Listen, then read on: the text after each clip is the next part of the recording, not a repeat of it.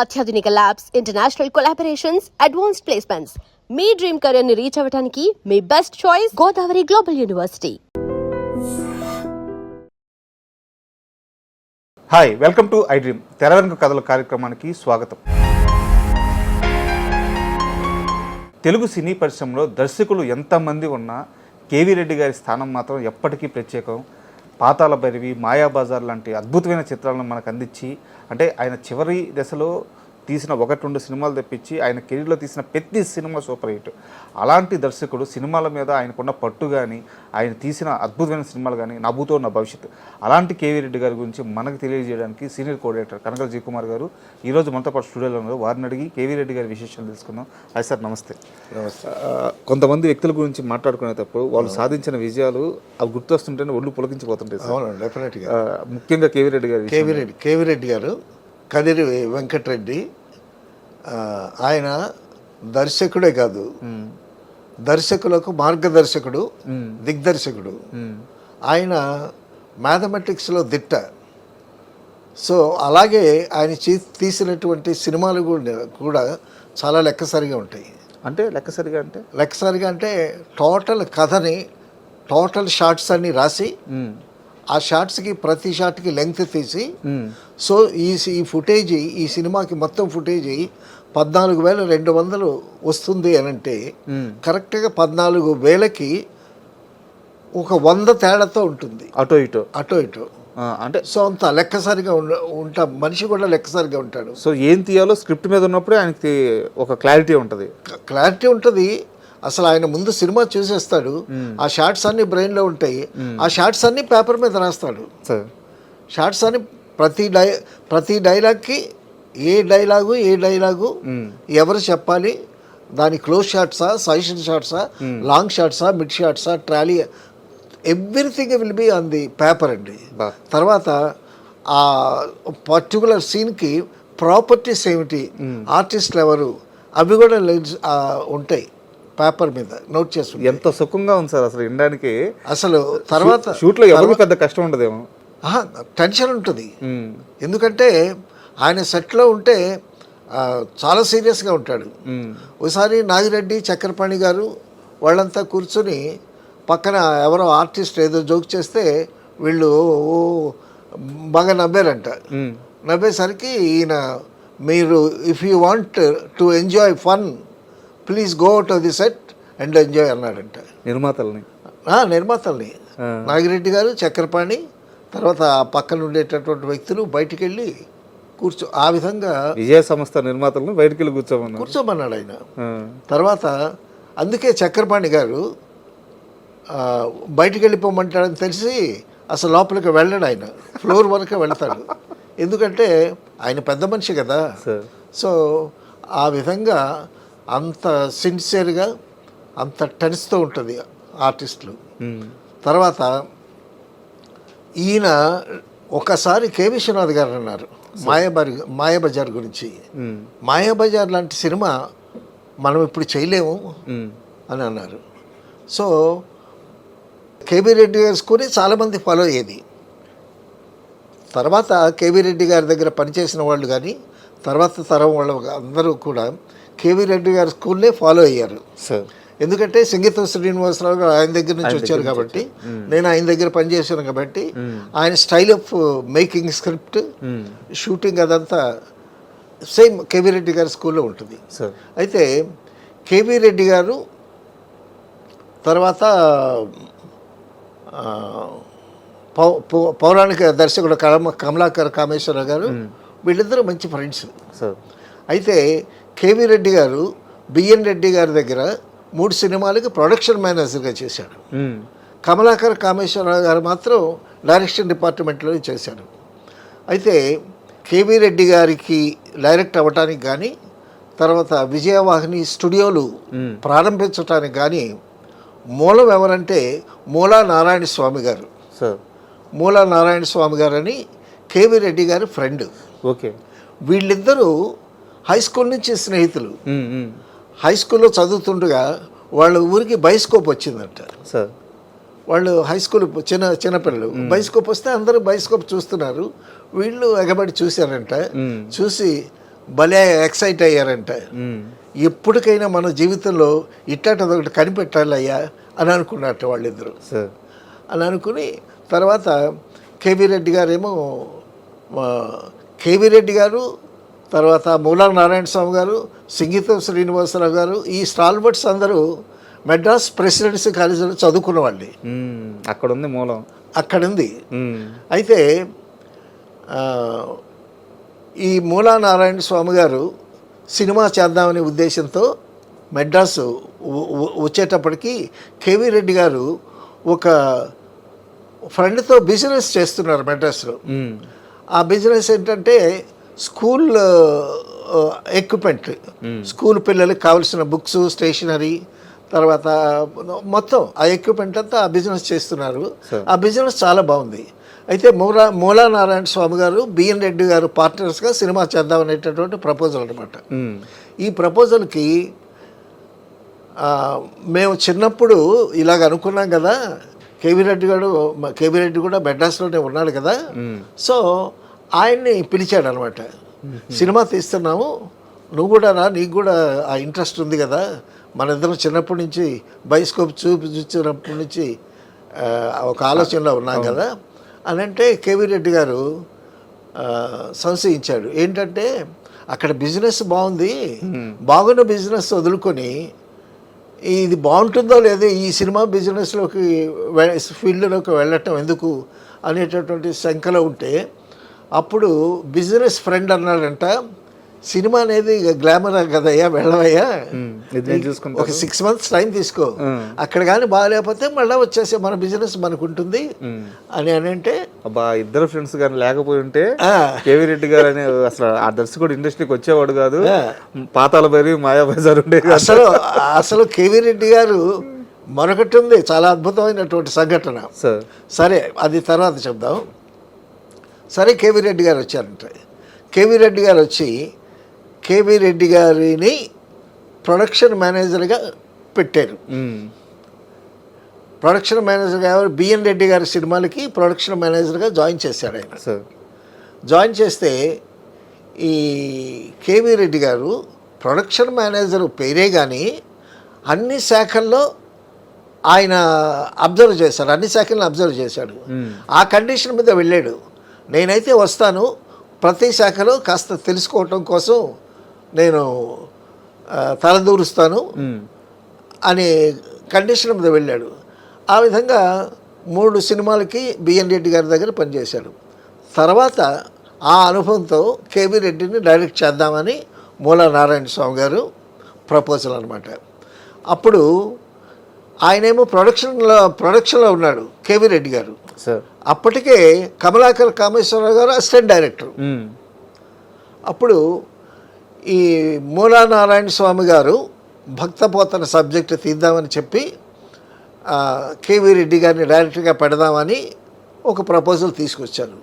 తీసుకొస్తే బిఎన్ రెడ్డి గారు ఓకే అన్నారు, కానీ బిఎన్ రెడ్డి గారి బంధువులు ఉంటారు కదా, వాళ్ళేమో ఆయన ప్రొడక్షన్ మేనేజరు అసిస్టెంట్ డైరెక్టర్గా చేయలేదు, కమలాకర్ కామేశ్వరరావు అసిస్టెంట్ డైరెక్టర్గా చేశాడు, అతనికి డైరెక్షన్ ఇవ్వచ్చు కానీ ఇతనికే డైరెక్షన్ ఏంటి అని పెదవి పిలిచారంట వాళ్ళు.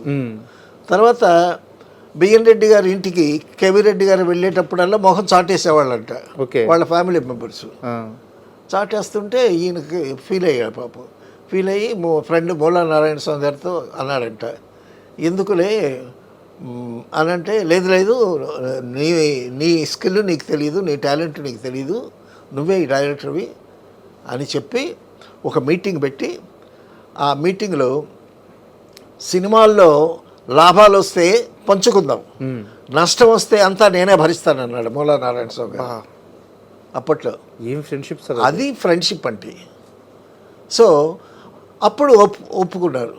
ఒప్పుకున్న తర్వాత భక్తపోతన సినిమా సబ్జెక్ట్ భక్తపోతన. ఈ పోతనకి ఎవరిని పెడితే బాగుంటుంది అని ఆలోచన వచ్చింది. ఆలోచన వచ్చి నాగయ్య గారు అయితే బాగుంటుంది, చిత్తూరు నాగయ్య గారు. నాగయ్య గారు అప్పటికి స్వర్గసీమ వాటిలో రొమాంటిక్ హీరోగా వేస్తున్నాడు. ఇప్పుడు భక్తపోతన సినిమాకి ఆ పోతన వేషం నాగయ్య గారు వెయ్యాలి. అయితే భక్తపోతన ఒరిజినల్గా సన్నగా ఉంటాడా లావుగా ఉంటాడా అనేటటువంటి డిస్కషన్ వచ్చిందంట. డిస్కషన్ వస్తే జలసూత్రం రుక్మిణీదాస్ శాస్త్రి గారు ఎవరో ఒక ఆయన భాగవతంలో పోతనే చెప్పుకున్నాడు కదండి, లావొక్కింతయు లేదు ధైర్యంబు విలోలంబయ్యే, లావొక్కింతయు లేదు అన్నాడు. అంటే ఆయన లావుగా లేనట్టే లెక్క. లావు అంటే పద్యంలో బలమని. ఈ పోతనే అన్నాడు కాబట్టి పోతన సన్నంగానే ఉంటాడు అని చెప్పాడంట ఆయన. అని అంటే అయితే వెతికి చూస్తే అప్పటికి స్టార్డమ్ ఉన్న హీరో, తర్వాత మంచి నటుడిగా గుర్తింపు ఉన్నటువంటి నాగి గారే కనిపించారు. సరే నాగి గారిని సంప్రదిస్తే నాగి గారు కూడా ఓకే అన్నారు. కానీ ఒకటే అబ్జెక్షన్ పెట్టాడు నాగి గారు, అప్పటికి రొమాంటిక్ హీరో వేస్తున్నాడు ఆయన. తర్వాత భానుమతి ఒక రొమాంటిక్ క్యారెక్టర్లో స్వర్గసీమ అనే సినిమాలో ఈయన్ని రెచ్చగొట్టింది రొమాంటిక్గా. అటువంటి క్యారెక్టర్స్ వేశాడు ఆయన. సరే భక్తపోతన వేషం వేయటానికి గుండు కొట్టాలి. గుండు కొడితే ఈ క్రాఫ్ అంతా తీసేస్తారా, గుండు కొడతారా అని సరి కొంచెం అయిష్టం ప్రకటించాడంట. పాత్ర అది కాబట్టి భక్తపోతన గుండుతో ఉంటాడు అది అని. ఆ పోతన వేయటానికి ఆయనకి ఇష్టం లేదు. అప్పటికి హీరోగా పాటలు పాడుతూ వేసినటువంటి హీరో కదా. సో మొత్తానికి లేదు, నీకు బాగుంటుంది అని కేవీ రెడ్డి గారు ఆయనకి నచ్చ చెప్పారు. చేసిన తర్వాత సినిమా చేశారండి. భక్తపోతన సినిమా రిలీజ్ అయిన తర్వాత చాలా అద్భుతంగా ఆడింది సినిమా. దానికి ఆయన డైరెక్టర్ అవ్వటానికి మూల కారణం మూల నారాయణ స్వామి గారు.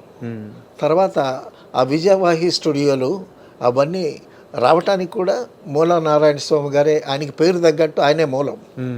సో అటువంటి ఫ్రెండ్ల ద్వారా ఆయన డైరెక్టర్ అయ్యాడు. అంటే డైరెక్టర్ అవ్వటానికి అప్పుడు కూడా కష్టాలు ఉన్నాయి. ఇప్పుడు ఎలా కష్టాలు ఉన్నాయో అప్పుడు కూడా కష్టాలు ఉన్నాయి. ఆ ఫ్రెండ్ లేకపోతే లేదు. తర్వాత మూల నారాయణ స్వామి గారు ఆ అభయం ఇవ్వకపోతే డైరెక్టర్ అయ్యేవాడు కదా. సో ఆ విధంగా భక్తపోతన తయారైంది సార్. అక్కడి నుంచి సార్ చాలా సినిమాలు ఉన్నాయి కాబట్టి మనం బాగా ఇంపార్టెంట్ సినిమాల గురించి మాట్లాడుకున్నాం. అదే జనప్రాచుర్యం ఉన్న సినిమాల గురించి.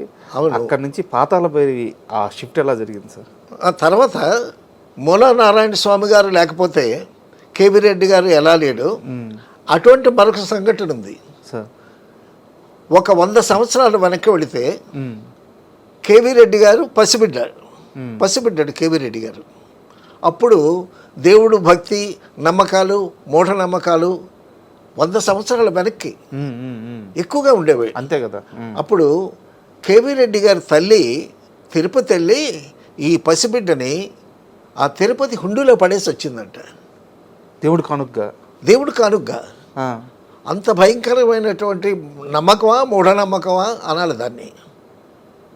మూలా నారాయణ స్వామి గారు లేకపోతే కేవీ రెడ్డి అనేటటువంటి డైరెక్టర్ లేడు. ఈ బిడ్డ తిరిగి రాకపోతే కేవీ రెడ్డి గారు లేరు. ఆవిడ బిడ్డను పడేసేసి ఇంటికి వచ్చిందంట. మరి ఆవిడ మైండ్ సెట్ ఏంటో, పరిస్థితులు ఏంటో, ఆర్థిక ఇబ్బందులా లేకపోతే వెంకటేశ్వర స్వామి మీద భయంకరమైనటువంటి నమ్మకమా, హుండీలో పడేసి వచ్చిందంట. పిల్లాడు ఏదేనంటే వెంకటేశ్వర స్వామి చూసుకుంటాడు, వెంకటేశ్వర స్వామి సమర్పించాను అన్నదంట. అమ్మో అని పరిగెత్తి వెళ్ళి మళ్ళీ ఆ బిడ్డని తెచ్చుకున్నారంట. ఇది చాలామందికి తెలిసిన విషయం. నేను ఒక చోట చదివాను ఇది. సో ఆ పసిబిడ్డడు కానీ లేకపోతే మనకి మాయాబజన్ ఉండేది కాదు, మీరు అడిగిన పాతాళ భైరవి ఉండేది కాదు. చాలా విచిత్రంగా ఉంది సార్ ఈయన జీవితంలో జరిగిన టర్న్స్ అన్నీ కూడా చాలా. తర్వాత రాయలసీమ నుంచి కోస్తా ఆంధ్రాలో ఎవరో ఉంటే కోస్తా ఆంధ్రా నుంచి చిన్నపిల్లాడిని తీసుకుని మళ్ళా రాయలసీమ వెళుతుందంట. వాళ్ళ మదర్ అనుకుంటా. వెళుతుంటే ఒక బుట్టలో పెట్టుకుని ఆ పిల్లల్ని బుట్టలో అప్పుడు పరిస్థితులు అంతే అంతే కదా. అంతే అంతే ఇప్పుడు కేవీ రెడ్డి గారు చిన్నపిల్లాడంటే ఇప్పటికే ఎన్ని సంవత్సరాలు లెక్క వేయండి. ఆయన 1950కి డైరెక్టర్. 50కి డైరెక్టర్. అప్పటికి ఒక 40 సంవత్సరాలు ఉంటాయి ఆయనకి. అవును. అబ్బోక 40, ఇబ్బోక 60, 100, 125 సంవత్సరాలు అనుకోండి. సో ఆ పిల్లాన్ని తీసుకొని బుట్టలో పెట్టుకుని పిల్లానికి ఎండ తగులుతుందేమో అని ఒక తాటాకు కప్పుకుందంట. కప్పుకొని నడుస్తూ వెళుతూ ఉందంట. నడుస్తూ వెళుతూ ఉంటే ఒక ఊర్లోనేమో ఒక అరుగు మీద అరుగుంటే అక్కడ దింపి పక్కకి వెళ్ళిందంట. మంచినీళ్ళు తాగి వస్తానని ఇదో పక్కకి వెళ్ళిందంట. అరుగు కాదు, అరుగు కింద. ఆవిడ అట్నుంచి వచ్చేసరికి ఈ పిల్లాడి చుట్టూ జనం మూగిగా ఉన్నారంట. ఏంటని చూస్తే ఆ కేవీ రెడ్డి గారు ఉండే తట్టలేదు, ఆ తట్ట చుట్టూ ఒక పాము తిరిగి వెళ్ళిపోయిందంట.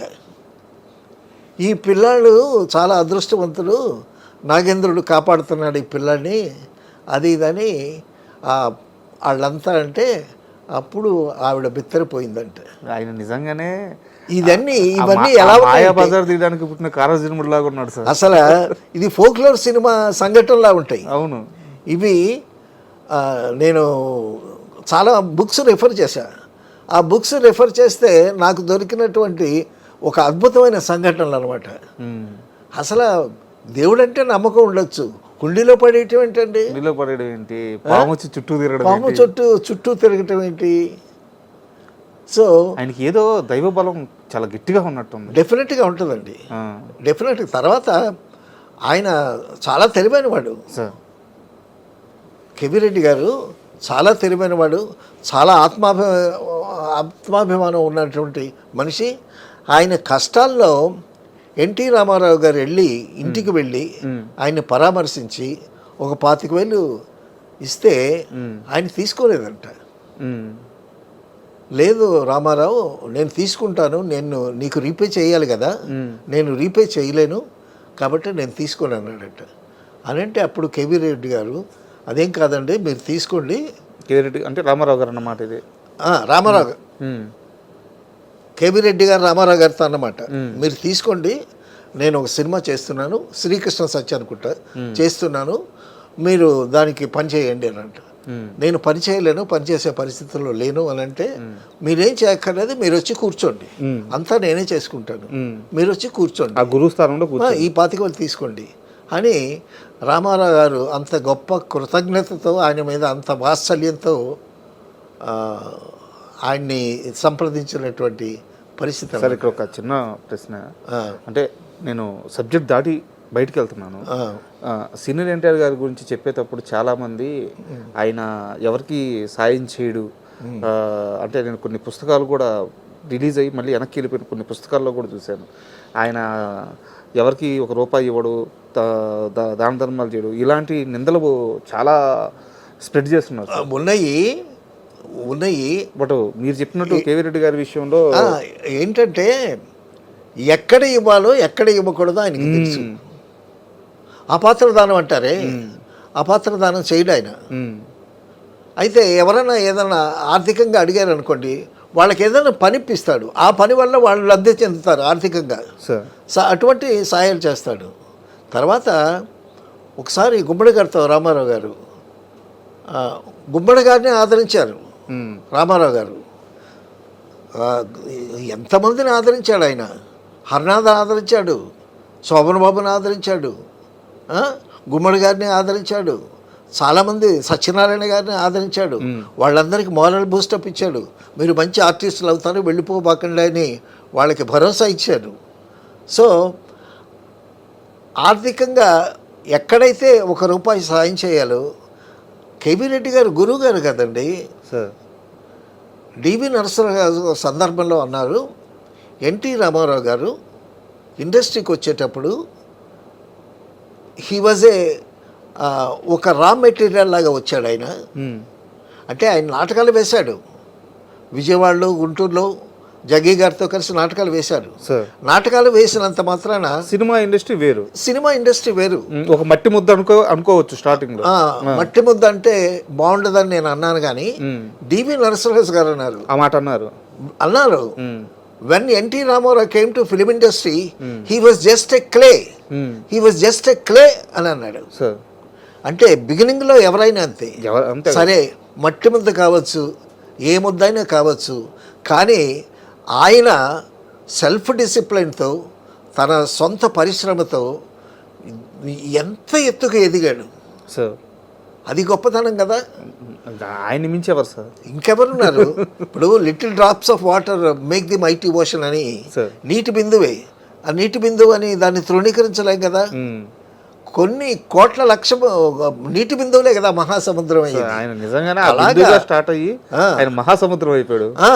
అయితే నాకు ఇక్కడ చిన్న డౌట్ సార్, ఎన్టీఆర్ గారిని కెరీర్ స్టార్టింగ్లో ఆ పాతాళ భైరవి సినిమా తరువాత ఆయన కెరీర్ అంతా మారిపోయింది. అందుకే కేవీ రెడ్డి గారు అంటే సీనియర్ ఎన్టీఆర్ గారికి అంత ఇష్టం, గురువు స్థానం ఇచ్చారని చెప్తారు. అవునవును. పాతాళ భైరవి సినిమాతో అదే పెద్ద పెద్ద హిట్. పాతాళ భైరవి సినిమాతోనే హీరో ఫ్యాన్ మైల్ పెరిగింది. హీరో ఆరాధన అంటే ఫస్ట్ టైము పాతాళ భైరవి ఎన్టీ రామారావు గారితో హీరో ఆరాధన పెరిగింది, మాస్ వర్షిప్ అన్నమాట. తర్వాత ఎస్వి రంగారావు కూడా ఆ సినిమా అంత పేరు వచ్చింది. రామారావు గారికి ఎంత పేరు వచ్చిందో ఎస్వి రంగారావుకి మలయాళ మాంత్రికుడిలాగా వచ్చింది. ఎస్వి రంగారావు ఒక దశలో బ్రదర్ వీళ్ళిద్దరూ బాగా ఫ్రెండ్లీగా ఉండేవాళ్ళు. రామారావు గారు, ఎస్వి రంగారావు గారు చాలా ఫ్రెండ్లీగా ఉండేవాళ్ళు. చక్క భుజాల మీద చేతులు వేసుకుని ఉండేవాళ్ళు. ఆ ఫోటోలు కూడా ఉన్నాయి. ఒక దశలో ఎస్వి రంగారావు గారు, బ్రదర్ నేను వెళ్ళిపోతాను, నాకు అవకాశాలు లేవనంటే, లేదు బ్రదర్ మీరు ఎప్పటికైనా తెలుగు సినిమా నటుల్లో ఒక ప్రముఖమైనటువంటి నటుడుగా మీరు కీర్తించబడతారు అని అవి ఎప్పుడో చెప్పాడు రామారావు గారు. సో ఆ విధంగా ఎదుటి వాళ్ళని గౌరవించడం, ఎదుటి వాళ్ళకి ఒక మంచి దారి చూపించడం, వాళ్ళకి అభయం ఇవ్వటం, అవసరం ఉండేటప్పుడు వాళ్ళని ఆదుకోవటం ఎన్నో చేశాడు ఆయన. ఇది తెలియక చాలామంది అలా అనుకుంటారు. కానీ తర్వాత అండి ఒకసారి ఏదో రాయలసీమలో ఏదో కరువు వచ్చింది. రాయలసీమలో కరువు వస్తే అప్పుడు ఎన్టీ రామారావు గారు, ఆయన ఐఏఎస్ ఆఫీసర్ పిగా చేశాడు, జయప్రకాష్ నారాయణ గారు.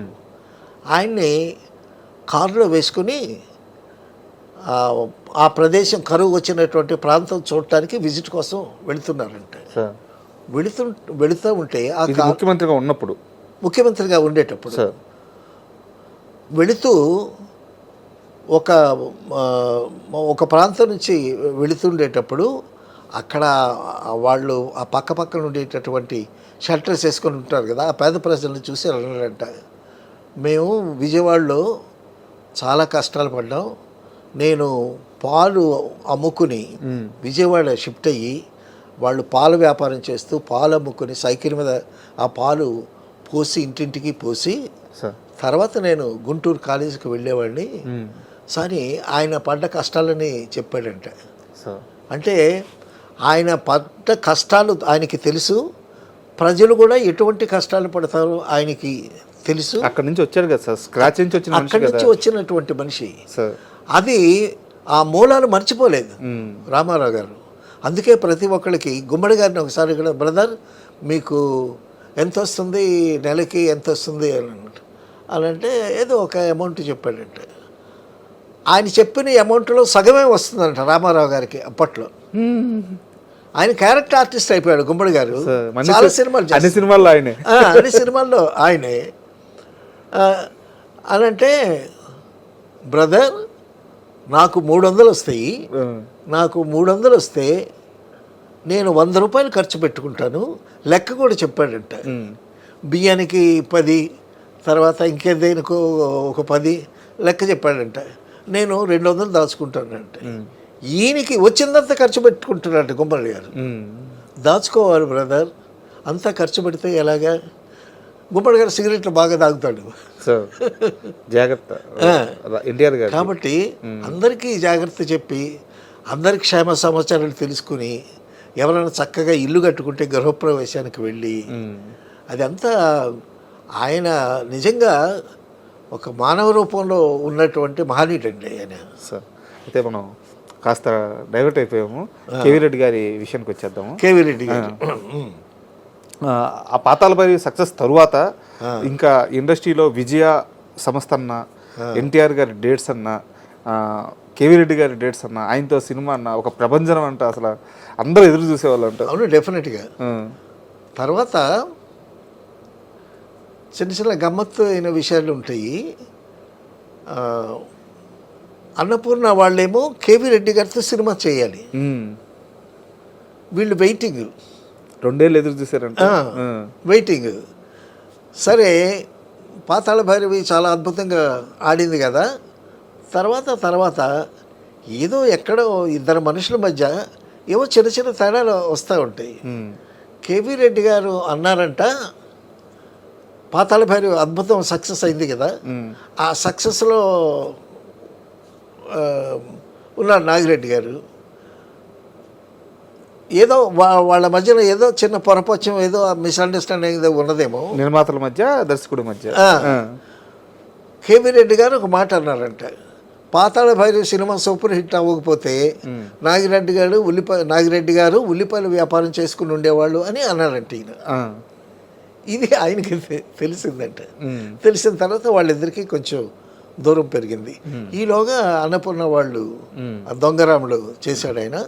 దొంగరాముడు చేసి, దొంగరాముడు కూడా అన్నపూర్ణ సంస్థని మొట్టమొదటి సినిమా అద్భుతమైనటువంటి హిట్ ఇచ్చి చాలా అద్భుతంగా వీళ్ళ సంస్థ కూడా మామూలు సెంటిమెంట్ ఉండదు ఆ దొంగరాముడు. అవును, అన్నా చెల్లెళ్ళ సెంటిమెంట్. ఆ దొంగరాముడిలో పాటలు కానీ, ఆ సినిమా కానీ, ఆ కథ కానీ చాలా అద్భుతంగా. సార్ దాంట్లో పాట ఉంటుంది సార్, అన్నా చెల్లెలది, నాకు గుర్తు రావట్లేదు, భలే పాట అది. దొంగరాముడిలోనా? దొంగరాముడిలో మ్యూజిక్ అన్ని పాటలు బాగుంటాయి.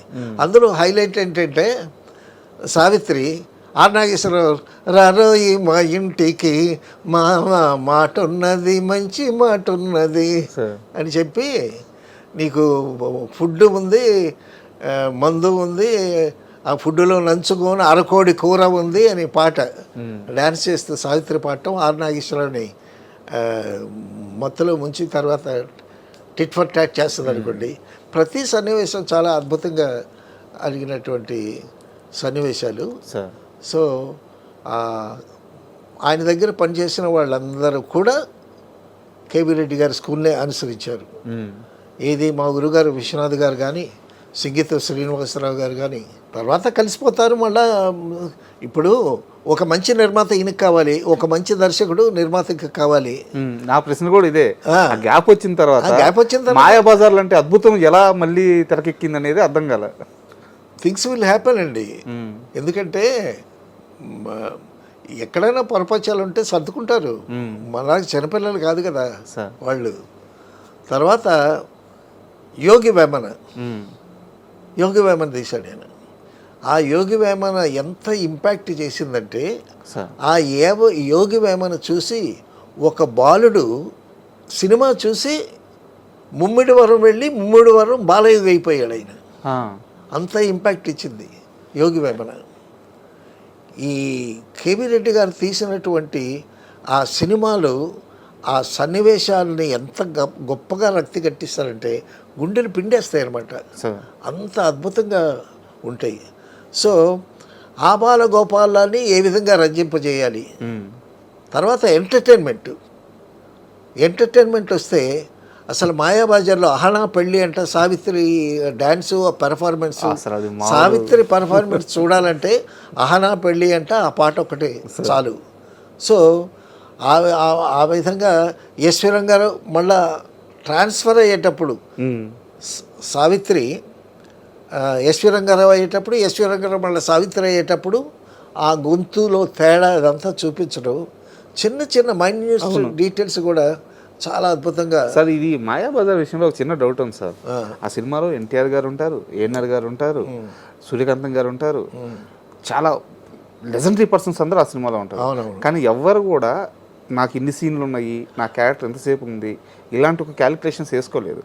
ఎన్టీఆర్ గారు చాలా తక్కువ సమయం కనిపిస్తారు, ఏఎన్ఆర్ గారు చాలా తక్కువ సమయం కనిపిస్తారు. సినిమా అంతా ఎస్వీఆర్ గారు, సావిత్రి గారు నడిపిస్తారు.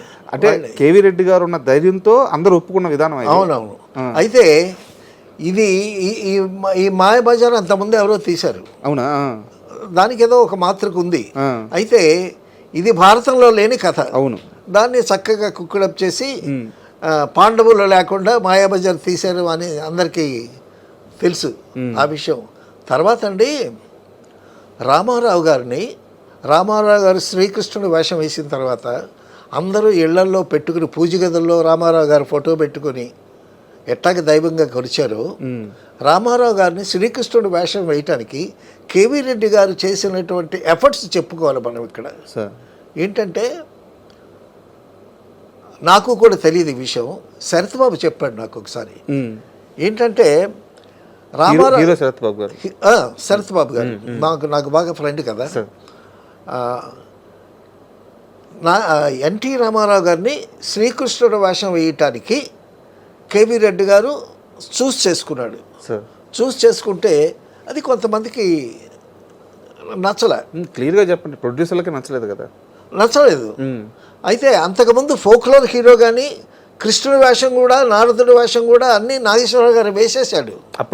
అప్పటికే వేసేసాడు నాగేశ్వరరావు గారు. ఫోక్లోర్ హీరో అంటే అప్పుడు నాగేశ్వరరావే.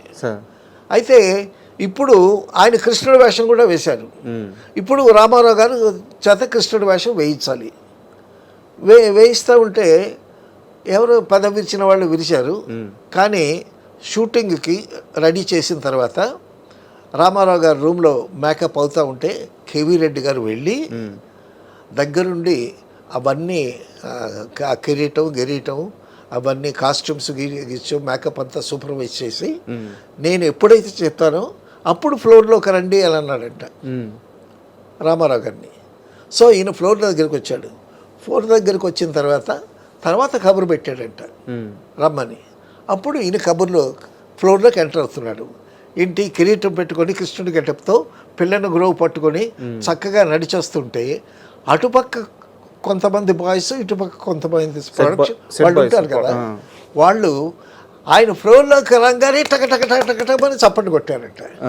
చప్పట్లు కొట్టేసరికి ఆ ఫ్లోర్లో ఉన్న వాళ్ళందరూ రామారావు గారిని చూశారంట. చూసి ఆహా అని అనుకున్నారంట.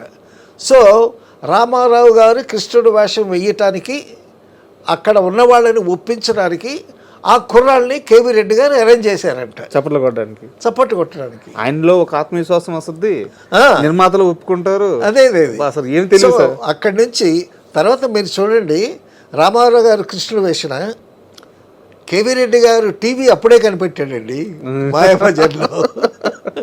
అది ఓపెన్ పెట్టిక మాయా పేటిక. అది వాళ్ళకి ఏది ఇష్టమైతే అది కనిపిస్తుంది అందులో. అసలు సావిత్రి ఓపెన్ చేయగానే నాగేశ్వరరావు గారు నీవేనా అని పాడతాడు. నీవేనా నన్ను తలచినది, నీవేనా నన్ను వలచినదని 4 పాటలు రాజేశ్వరరావు గారు చేశారు. తర్వాత కొన్ని కారణాలు వాళ్ళు తప్పుకున్నారు. తర్వాత ఘంటసాల గారు చేశారనుకోండి. తర్వాత లాహిరిలో ఆ పడవ మీద జంటలు 3 జంటలు ఎంత హృదయంగా, ఎంత హాయిగా, ఎంత నవ్వుగా, అవును ఆ సీను ఎంత అద్భుతమైనటువంటి, ఇప్పటికీ మనసంతా ఒక ప్రశాంతంగా అయిపోతుంది, బ్రహ్మాండంగా ఉంటుంది. సో ఆ విధంగా పాట అనేది సినిమా కథ రన్కి బ్రేకే ఒక పాట.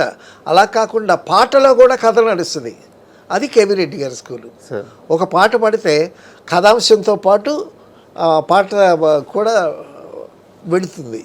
సో ఆ విధంగా ఒక పాట సృష్టించిన, ఒక క్యారెక్టర్ సృష్టించిన ఘటోత్కచుడు ఇంట్రడక్షన్ అండి. ఘటోత్కచుడు వచ్చి కొండ మీద వాలేసరికి అక్కడి నుంచి పెద్ద బండ కింద పడుద్ది. అంటే అంత పవర్ఫుల్ ఘటోత్కచుడు అని బలమని చెప్పడానికి. తర్వాత రచయితను ఉపయోగించుకునేటటువంటి పింగళి నాగేంద్రరావు గారుగా దానికి మాటలు పాటలు ఆయన చేత ఘటోత్కచుడు రాక్షసుడు కదా. అవును. సో ఇద్దరు భటులు ఉంటారు, ఆయన శిష్యులు ఉంటారు. నలరామూర్తి సీతారామరావు వేశారు. వేయండి అభిమన్యుడు వస్తాడు. అభిమన్యుడు వస్తుంటే ఆ వచ్చేవాళ్ళు మన అస్మదీయులు అంటారు. అస్మదీయులు అని అంటే మన వాళ్ళు. మరి మన వాళ్ళని కాని వాళ్ళని ఏమంటారు అంటే తసమదీయులు అంటాడు. తసమదీయులు అనే మాట లేదనంటే మనిషి మాటలు కనిపెట్టకపోతే ఇంకెవడు కనిపెడతాడు? వీడికి 2 వీరతాళ్ళు కనిపెట్టకపోతే కొత్త మాటలు ఎలా పుడతాయి అని ఆ క్రియేటివిటీ కూడా చాలా అద్భుతమైనటువంటి. అయితే నేను ఇప్పుడు ఒక కంపారిజన్ చేస్తాను. అది మీకు ఎలా అనిపిస్తుందో చెప్పండి. ఈ తరం చూస్తున్న రాజమౌళి ఆ తరంలో కేవీ రెడ్డి అనుకోవచ్చు అని చెప్పి నాకు అలా అనిపిస్తుంది. ఎందుకంటే ఆయన సినిమాలన్నీ ఇట్లా లాస్ట్ 2-3 సినిమాలు తెప్పించి అన్ని అద్భుతం హిట్లు. ఆ పర్ఫెక్షనిస్ట్ గా ఉండడం కానీ, పర్ఫెక్ట్ గా తను అనుకుంది తను తీయడం కానీ, ఆ కాంబినేషన్స్ సెట్ చేయడం కానీ, నాకు ఎందుకో కేవీ రెడ్డి గారి రాజమౌళి గారిని చూస్తుంటే కేవీ రెడ్డి గారి సినిమాలు గుర్తొస్తూ ఉంటాయి అనమాట. ఆ కంపారిజన్ మీరు ఒప్పుకుంటారా? ఒప్పుకోకపోవటం అనే కాదు. ఇట్ ఈస్ క్వశ్చన్ ఆఫ్ ఆ వర్క్మెన్షిప్, ఆ సక్సెస్, ఆ థ్రిల్స్ తెర మీద ఆయన చూపించినటువంటి విధానం ఎవరైనా ఒప్పుకోవాలి. అది నేత్రానందం కదండి. ఆయన తీసిన సినిమాలు ఎంత అద్భుతంగా ఉన్నాయి. ఎస్పెషలీ బాహుబలి అవన్నీ వరుసగా హిట్లే కదా ఆయన. అవును. తర్వాత he takes his own time. ఎవరు ఏమనుకున్నా సరే తను చేయాల్సింది తను చేసుకుంటాడు. చేసి చక్కగా ప్రేక్షకులకి అందిస్తాడు. ఫెయిల్యూరు సక్సెస్ పక్కన పెట్టండి. ఫెయిల్యూరు సక్సెస్ అనేటటువంటి కేవీ రెడ్డి గారికి ఉన్నాయి ఫెయిల్యూర్స్. సో మనం అనుకున్నది మన కృత నిశ్చయంతో, మన నమ్మకంతో 70% ఎఫర్ట్స్ పెట్టి చేయటం వర్క్ ఈజ్ వర్షిప్ అన్నారు. ఇది వాళ్ళిద్దరిలో కామన్ గా కనిపిస్తుంది. డెఫినెట్గా వర్క్ ఈజ్ వర్షిప్. అది అయితే లాస్ట్ గా నాకు ఒక 2 డౌట్లు ఉండిపోయినాయి సార్. అంటే కేవీ రెడ్డి గారు ఎంత పర్ఫెక్ట్గా ఉంటారు సినిమా విషయంలో, అండ్ వ్యక్తిగత జీవితంలో కూడా ఆయన అంతే పద్ధతిగా ఉంటూ వచ్చారు. అవునవును. బట్ ఎందుకు చివరి స్టేజ్కి వచ్చాక ఆయన ఆర్థికంగా చితికిపోయారు? అంటే ఆయన సొంత సినిమాలు చేశారండి. ఓకే. కేవీ రెడ్డి గారు సొంత సినిమాలు చేశారు. సొంత సినిమాలు సక్సెస్ కాలేదు. సక్సెస్ కాకపోయేసరికి ఆర్థికంగా చిదిగిపోవటం అది వేరు. మానసికంగా కొద్దిగా ఇదయ్యాడు ఆయన. ఓకే. కాన్ఫిడెన్స్ లెవెల్స్ తగ్గిపోయి లాస్ట్లో తీసినటువంటి సినిమాలు ఆయన సొంత సినిమా, తర్వాత ఆయన వచ్చి కూర్చున్న శ్రీకృష్ణ సత్య ఎన్టీ రామారావు గారు, ఆ లాస్ట్ 3 సినిమాలు బాగా ఆడలేదు. ఆయన డైరెక్ట్ తీసిన సొంత సినిమా కూడా. తర్వాత అప్పటికే బాధ్యతలు పెరుగుతాయి, పిల్లలు పెద్దవాళ్ళు అవుతారు, వయసు పైన పండుతుంది, ఎనర్జీ లెవెల్స్ కూడా తగ్గుతాయి. అందుకే కదా రామారావు, నువ్వు ఇప్పుడు నాకు 25,000 ఇస్తున్నావు, నేను నీటికి రిటర్న్ చేయాలి కదా, నేను రిటర్న్ చేయలేను, అందువల్ల నేను నీ దగ్గర తీసుకోలేను అని అన్నాడు. అంత నిజాయితీగా ఒప్పుకున్నాడు ఆయన. తర్వాత ఒక షాట్ కన్సీవ్ చేస్తే ఇప్పుడు కృష్ణుడు బలరాముడు అన్నదమ్ములు కదా. బలరాముడేమో గుమ్మడి గారు వేశారు కదా, కృష్ణుడు రామారావు గారు. వాళ్ళిద్దరు ముక్కులు బాగుంటాయి. వాళ్ళిద్దరిని ప్రొఫైల్స్ పెట్టి వాళ్ళిద్దరు అన్నదమ్ములు అని చెప్పడానికి, బాగా ముక్కు పొడవులుగా ఉండవని చెప్పడానికి ఒక గమ్మత్తైన షాటు చేసి బారెట్లే గారిని తీయమన్నారు. తర్వాత ఇక్కడ బారెట్లే గారి గురించి మరొక సందర్భంలో చెప్పుకోవచ్చు. సో కేవీ రెడ్డి గారి విజన్. తర్వాత బలరాముడు క్యారెక్టర్ వేశాడండి గుమ్మడి గారు. ఎంత అద్భుతంగా ఆ బలరాముడు ఎంట్రీ కానీ, ఆ బలరాముడు క్యారెక్టర్ కానీ, ఆ బలరాముడు డైలాగులు కానీ ఎంత అద్భుతంగా ఉన్నాయి. తర్వాత రామారావు గారు కృష్ణుడు వేసినా సరే ఆ మాయాపేటకి ఉండేటప్పుడు మీరు చూస్తే అక్కడ అందరూ ఉంటారు, కృష్ణుడుగా రామారావు కాస్త వెనకే నించుని ఉంటాడు. So artist importance, the placement of artist. ఇప్పుడు క్లైమాక్స్లో 10 మంది ఆర్టిస్టులు ఉంటారనుకోండి, 10 మంది వరుసగా లైన్లో నుంచోరు. ఇంపార్టెంట్ క్యారెక్టర్స్ ముందుకు వచ్చి ఎవరిని ఎక్కడ పెట్టాలి, ముందు వెనక అలాగా గమ్మత్తుగా the placement of artist, placement of ఆ లొకేషన్ కూడా, అవన్నీ పూచిక పుల్ల దగ్గర నుంచి అన్నీ నిశ్చితంగా పరిశీలిస్తాడు సార్. అయితే నా చివరి ప్రశ్న సార్, ఒకవేళ అంటే ఇది ఇష్టంతో అడుగుతున్నా, కేవీ రెడ్డి గారి మీద ఉన్న అమితమైన ఇష్టంతో అడుగుతున్నా. మీకు ఆ సినిమాలన్నీ చూసిన నాలెడ్జ్, ఆ ట్రావెలింగ్ అంతా తెలుసు కాబట్టి కేవీ రెడ్డి గారి ఏ సినిమా ఇప్పుడున్న జనరేషన్లో మళ్ళీ కానీ తీస్తే తిరుగు లేకుండా పాన్ ఇండియా లెవెల్లో హిట్ అవుద్ది అనిపించే సినిమా ఏది సార్? ఒకటి ఆయన సినిమాల్లో ఏదైనా కేవీ రెడ్డి గారు చేసిన సినిమాలో ఎందుకు ఇది కొంచెం ఆ 13 ఆయన తీసిన 13 సినిమాలు లిస్టు చూసి నాకు ఎందుకో పాతాళ భైరవిని ఇప్పుడున్న ట్రెండ్కి కానీ మార్చి కొంచెం అరే పాతాళ భైరవి వాపి గారు హిందీలో తీశాడు కదండి. ఇప్పుడు ఈ జనరేషన్లో మళ్ళీ నేను చెప్పేది ఈ జనరేషన్లో ఉన్నాయి ఆయన హిట్ సినిమాలు. మాయాబజార్ తీద్దామన్నా తీలేరు అనుకుంటే అది వేరే విషయం. మాయాబజారు తీయాలంటే అసలు ఆ సావిత్రి ఇది, ఆ ఎస్వి రంగారావు ఎవరు ఆ మహానుభావులు, ఆ నటులంతా కూడా అలాంటి నటులు మళ్ళీ ఎక్కడ దొరుకుతారు నిజంగా చాలా పర్సనాలిటీస్. తర్వాత ఒక క్లోజ్ షాట్ పెట్టి సావిత్రికి కేవీ రెడ్డి గారు, అమ్మ అది చాలామందికి తెలుసు, కళ్ళంటే 2 చుక్కలు రాల్చాలి అని అంటే కుడికన్నా ఎడం కన్నా అడిగిందట. సినిమాలో కూడా పెట్టారు ఈ సినిమా. అంటే గొప్ప వాళ్ళు అంటే ఒక వ్యక్తి గురించి మాట్లాడుకుంటే ఎంత గొప్ప వాళ్ళు చుట్టూ వచ్చేసారో చూడండి. తర్వాత అండి కేవీ రెడ్డి గారి పర్సనల్ లైఫ్ తీసుకుంటే, కేవీ రెడ్డి గారు పేరు వచ్చింది, గొప్ప డైరెక్టర్ అయిపోయాడు. డైరెక్టర్ అయిపోయిన తర్వాత కేవీ రెడ్డి గారి అభిమానులు, చుట్టాలు, ముఖ్యంగా చుట్టాలు తిరుపతి వచ్చి గుండ్లు కొట్టించుకొని కేవీ రెడ్డి గారి ఇంటికి వచ్చేవాళ్ళంట. అర్ధరాత్రి వచ్చేవాళ్ళంట. అర్ధరాత్రి వస్తే మరి ఫ్యామిలీ వస్తారు కదా, అప్పుడు పిల్లలు ఎక్కువ కదా, ఒక 6 మంది పిల్లలు వేసుకొని భార్యాభర్తలు ఒక 10 మంది వచ్చారు అనుకోండి, ఆ రాత్రికి రాత్రి ఆవిడ వండి పెట్టేదంట వాళ్ళకి. అలాగా బంధువులకి హాస్పిటాలిటీ, ఆయన హాస్పిటాలిటీ. సో ఈ సంఘటనలని కేవీ రెడ్డి గారితో బాగా పరిచయం ఉన్నటువంటి డివి నరసింహరావు గారు కేవీ రెడ్డి గారి లైఫ్, ఆయన సంఘటనలని జోడించి ఒక అద్భుతమైనటువంటి పుణ్య దంపతులు అనేటటువంటి ఒక స్క్రిప్ట్ తయారు చేశారు. పుణ్య దంపతులు ఆ టైటిల్. ఆ పుణ్య దంపతులు కేవీ రెడ్డి గారి హీరోగా రామారావు గారు వేస్తానని ఆ స్క్రిప్ట్ ఆయన పెట్టుకున్నారు. రామారావు గారు పుణ్య దంపతుల స్క్రిప్ట్. అందులో హీరో ఎవరు? కేవీ రెడ్డి గారే హీరో. ఆ హీరో వేషం ఎన్టీ రామారావు గారు వేయటానికి మన దురదృష్టం వల్ల అది ఆ స్క్రిప్ట్ అలాగే ఉండిపోయింది. ఆ సినిమా కూడా బయటికి రాలేదు. సో కేవీ రెడ్డి గారి లైఫ్ స్టైల్ కూడా అంత అద్భుతంగా ఉండేది. ఆయన జీవితాన్ని ఆయన జీవితం ఒక కథ రాయటానికి ఒక ఇన్స్పిరేషన్ ఉంది. డివి నరసింహరావు గారు లాంటి ఒక గొప్ప రచయిత. ఎంత గొప్ప విషయం సార్, నిజంగా చాలా థ్యాంక్ యూ సార్. ఎందుకంటే ఒక గొప్ప వ్యక్తి గురించి మాట్లాడుకున్నప్పుడు మనకు తెలియకుండానే ఆయన చుట్టూ ఉన్న గొప్ప వాళ్ళందరి గురించి మాట్లాడేసుకున్నాము. కేవీ రెడ్డి గారి గురించి అద్భుతమైన విషయాలు తెలియదు. తర్వాత అండి మరొక విషయం ఏంటంటే, ఇప్పుడు కేవీ రెడ్డి గారు నాగిరెడ్డి గారు సినిమాలు చేసి బయట సినిమా చేయటానికి అన్ని ఫోక్లోరు పౌరాణిక సినిమాలు చేస్తున్నారు. ఒక సోషల్ అడ్వాంటేజ్ ఫిల్మ్ చేద్దామని ఆయన పింగళ నాగేంద్రరావు గారిని అడిగారు. నాగిరెడ్డి గారు ఎవరిని అన్నారు. పింగళ నాగేంద్రరావు గారు జీతానికి పనిచేస్తున్నారు అక్కడ, నేను ఇవ్వనన్నారు.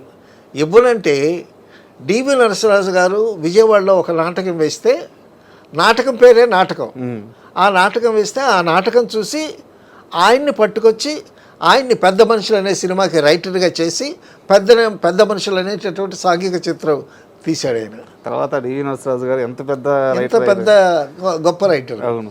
సో ఆ విధంగా ఆ సెర్చ్ లైట్ వేసి వెతుకుతాడు కేవీ రెడ్డి గారు. సూపర్.